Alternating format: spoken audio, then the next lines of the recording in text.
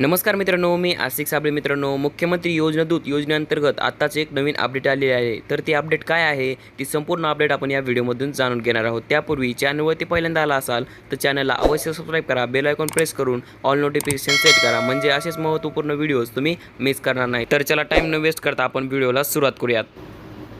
तर मित्रांनो, इथे तुम्ही पाहू शकता 6 सप्टेंबर 2024ची जी काय अपडेट आली आहे ते आपण पाहूयात. मुख्यमंत्री योजना दूत उपक्रमासाठी अर्ज करण्याचे आवाहन. मुंबई दिनांक 6 सप्टेंबर 2024 रोजी शासनाच्या विविध योजनांची सर्वसामान्य नागरिकांना माहिती देण्यासाठी मुख्यमंत्री योजना दूत उपक्रम सुरू करण्यात आला आहे. या उपक्रमात सहभागी होण्यासाठी उमेदवारांकडून अर्ज मागविण्यात येत आहेत. इच्छुक उमेदवारांनी या वेबसाईटवरती या संकेतस्थळावर नोंदणी करण्याचे आवाहन करण्यात आले आहे. तर तुम्हाला ही वेबसाईट दिली आहे www.mahayojnadut.org.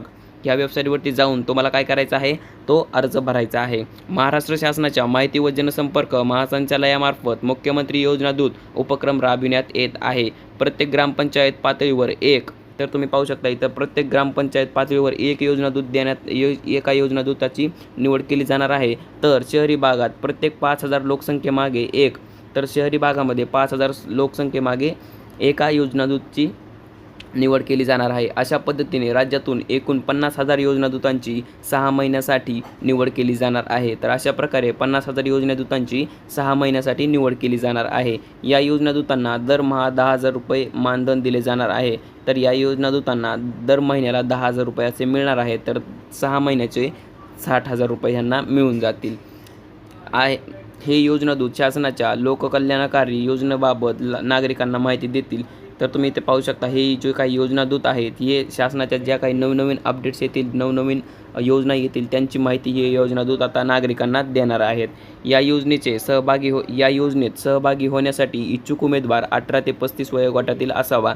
तर या योजनेसाठी जर तुम्हाला या योजनेचा जर फॉर्म भरायचा असेल तर तुमचं वय 18 ते 35 याच्यामध्ये असलं पाहिजे. उमेदवार कोणत्याही शाखेचा पदवीधर असणे आवश्यक आहे. उमेदवाराकडे महाराष्ट्राचे आदिवासी प्रमाणपत्र असणे आवश्यक आहे.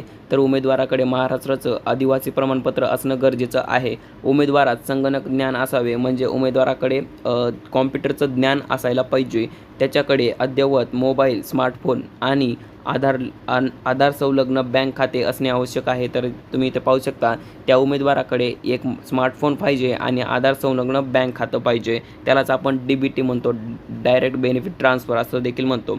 मुख्यमंत्री योजना दूत उपक्रमासाठी केलेला ऑनलाईन अर्ज, आधार कार्ड, पदवी उत्तीर्ण असल्याबाबतची पुराव्यादाखल कागदपत्रे, प्रमाणपत्र इत्यादी, अधिवासाचा दाखला, सक्षम यंत्रणेने दिलेला अधिवासाचा दाखला पाहिजे. उमेदवाराकडे आधार जोडणीस असलेले संलग्न बँक खात्याचा पुरावा, पासपोर्ट आकारचा फोटो, हमीपत्र, ऑनलाईन अर्जासोबतच्या नमुन्यांमधील हमीपत्र एक लागणार आहे. तुम्हाला नियुक्त वेळी सादर करणे आवश्यक आहे.